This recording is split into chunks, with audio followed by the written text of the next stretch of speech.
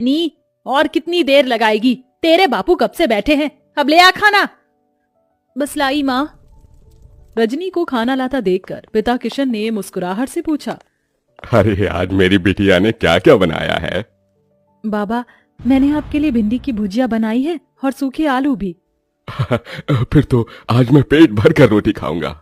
2 तरह की सब्जी बनी देखकर ललिता बड़बड़ा उठती है। अरे लड़की, 2 टाइम की सब्जी एक ही बार में क्यों बना दी तूने? एक तो ऐसी तेरे बाबा की कमाई धमाई नहीं है और महंगाई इतनी है। जाने दो ललिता, अब तो बना दिया बिटिया ने। कल को ब्याह कर अपने ससुराल चली जाएगी ना तो बहुत रोगी तुम। अब गुस्सा थूक दो और बिटिया के हाथों का खाओ, ये लो। किशन जैसे ही खाने का निवाला ललिता को खिलाता है, ललिता का मुंह चढ़ जाता है। आथू, अरे बेलुड़ी, आज फिर तूने रोटी जला दी। अरे तेरे दादा परदादा की आटा चक्की नहीं जो मुफ्त का आटा आता है, दाम देख कर खरीदना पड़ता है। रोज रोज जली रोटी बनाती है। यही हाल रहा तो पता नहीं ससुराल जाएगी तो कैसे बरसेगी। अरे बिटिया, तू रो क्यों रही है? तेरी माँ तेरे भले के लिए ही कह रही है ना। मैं क्या करूं बाबा, मैं इतनी कोशिश करती हूँ गोल रोटी बनाने की, मगर आड़ी टेढ़ी बन जाती है और जैसे जब तवे पर सेकती हूँ तो आग से जल जाती है। देख रजनी, कल तुझे देखने लड़के वाले आ रहे हैं। अच्छा खासा घर द्वार है उनका। मैं नहीं चाहती कि ये रिश्ता हमारे हाथ से जाए, समझी? अगले दिन सरस्वती अपने परिवार के साथ रजनी को देखने आती है। रजनी नजरें झुकाए हाथों में चाय नाश्ता लिए आती है। जी नमस्ते, लीजिए। भाई वाह, ये समोसे और कचौरी तो बड़ी स्वाद भरी है। ललिता जी, किसने बनाया? जी ये समोसे कचौरी सब बिटिया ने बनाया है। अरे वाह, ये तो सोने पर सुहागा हो गया।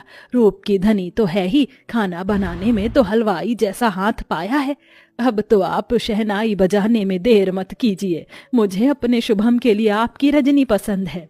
लड़के वालों के जाते ही किशन ने कहा, क्या जरूरत थी भाग्यवान उनको झूठ बोलने की, और इससे तो एक रोटी तक नहीं बनती। अगर सच बोल देती ना तो वो लोग रिश्ता तोड़कर चले जाते, और इस तरह से इसका रिश्ता कहीं नहीं लगेगा। सारी जिंदगी कुंवारी बैठी रहेगी। अगर तुम्हारे पास लाखों का दहेज देने को हो तो ढूंढ लो नौकर चाकर वाला घर। अरे शादी के बाद ससुराल जाएगी तो धीरे धीरे सीख जाएगी।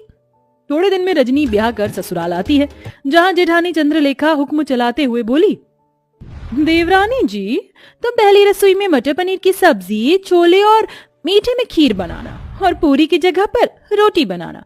वो क्या है ना, हम सब रोटी खाने के शौकीन हैं। ये सुनकर गरीब रजनी दुविधा में आ जाती है और जैसे तैसे पहली रसोई की रीत निभाकर सबको परोसती है। रोटी का जला हाल देखकर सरस्वती ने कहा, रजनी बहू, ये कैसी जली पकी रोटी बनाई है? भट्टी में सेक कर लाई है क्या? वही तो माँ जी, ऐसी कोयले से काली रोटी तो कुत्ता भी ना खाए। अरे मैं तो गरीब घर की ये देख कर उठा लाई थी कि गरीब की बेटी को सुखी घर परिवार मिल जाएगा। जा चंद्रलेखा बहू, तू रोटी बना ला, क्योंकि इस गरीब की बेटी के तो बस की नहीं है एक रोटी भी बनाना। और तू मेरी गरीब बहू, जा जाकर इस रोटी को बाहर फेंक दे। सास से जली कटी सुनकर रजनी रोटी लेकर बाहर चली आई। मैं इस रोटी को फेंकूंगी नहीं, क्योंकि अन्न की बर्बादी होगी। किसी जरूरतमंद को दे देती हूँ।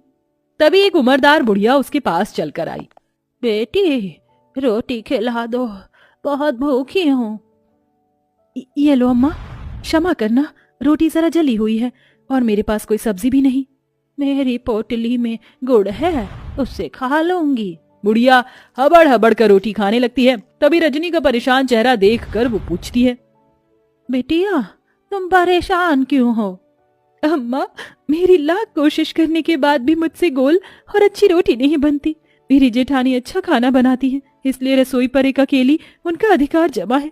मेरी सास ने मुझे बहुत ताने दिए। तत्पश्चात बुढ़िया पोटली में से एक तवा उसे देकर बोली, ये लो बेटी, ये जादुई तवा है। इससे अब तुम्हारी सारी परेशानी टल जाएगी। इस तवे पर बनने वाली रोटी जादुई रोटी होगी। धन्यवाद अम्मा। रजनी बुढ़िया का दिया हुआ जादुई तवा घर लेकर आई और अपनी सास से निडर होकर कहा, माँ जी, रात की रसोई मैं पकाऊंगी। इस बार कोई भूल चूक नहीं होगी, वादा करती हूँ। लगता है सवेरे की बेइज्जती से मेरी गरीब देवरानी का मन नहीं भरा, जो फिर जली कच्ची रोटी बनाकर नाक कटवाना चाहती हैं। देवरानी जी को एक मौका दे दीजिए माँ जी। ठीक है, मगर इस बार की रोटी भी तूने जली बुरी बनाई तो मैं तुझे कतई माफ नहीं करूंगी मेरी गरीब बहू। रजनी रसोई में लग जाती है।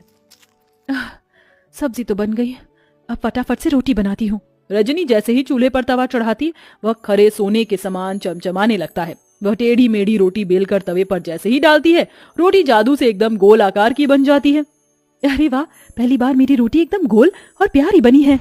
मेरी जादुई रोटी, मैं चाहती हूँ कि तुम एकदम फूली बन जाओ। गरीब रजनी के कहते जादुई रोटी फूल कर गोल मटोल हो जाती है। वह सभी को रोटी परोसती है, जिसे खाकर सब दिल खोल कर तारीफ करते हैं। वाह रजनी बहू, तुम्हारी बनाई रोटी में अमृत जैसी मिठास भरी है। सचमुच रजनी, बिना सब्जी के भी रोटी बड़ी स्वाद लग रही है। सच में रजनी बहू, तेरे हाथ की रोटी खाकर तो जी ही नहीं भर रहा। जाने क्या जादूगरी भरी है तेरी इस रोटी में। धन्यवाद माँ जी। रजनी की तरफदारी सुनकर चंद्रलेखा भीतर ही भीतर जल भून रही थी। सवेरे तो एकदम गुड़गोबर खाना बनाया था इसने, एकदम से ऐसा क्या चमत्कार हो गया जो मेरी गरीब देवरानी इतनी गोल फूली रोटी बना लाई। यूं ही दिन गुजरने लगे। तवे के सहारे रजनी ससुराल वालों को जादुई रोटी बनाकर खिलाती। सभी उससे खुश रहने लगे। एक दिन उसके माता पिता उससे मिलने आए। जी नमस्ते। समधन जी, समधी जी, आप दोनों आइए ना। रजनी बहू, देख तो कौन आया है। अपने गरीब माता पिता को देखकर रजनी की आंखों में आंसू छलक आए। माँ, बाबा, कैसे हैं आप? हम ठीक है बिटिया, तुझसे मिलने का मन किया तो आ गए।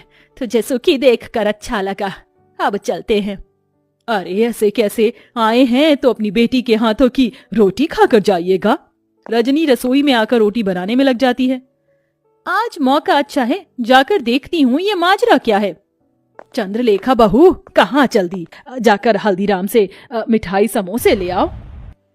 जी माँ जी। इस गरीब देवरानी की किस्मत इतनी अच्छी है, आज भी बच गई। रजनी फट से अम्मा का दिया हुआ जादुई तवा चढ़ाती है। वह चमचमा उठता है। रजनी बेली हुई रोटी तवे पर डालकर कहती है, ऐ मेरी जादुई रोटी, खूब फूलो फलो। ये कहते ही चमत्कार से जादुई रोटी तवे पर फुदक फुदक कर फूल जाती है। तभी माँ ललिता रसोई में आ जाती है।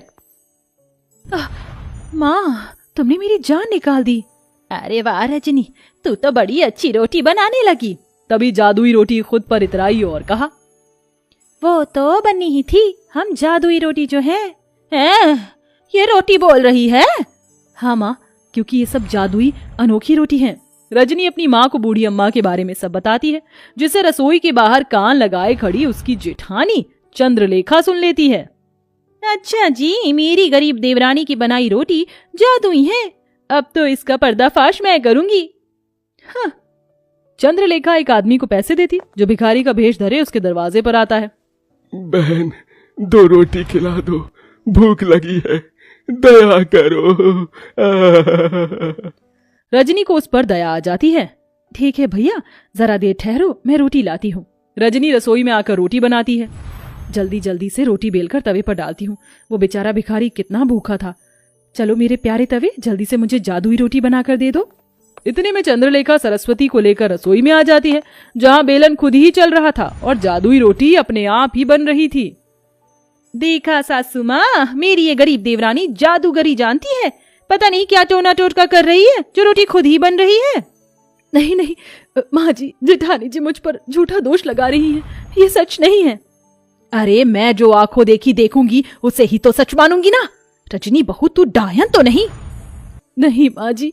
अपनी सच्चाई का सबूत देते हुए रजनी जादुई रोटी और तवे के बारे में सब बता देती है, जिससे दूध का दूध पानी का पानी हो जाता है। इसके साथ तवे का जादू भी चला जाता है।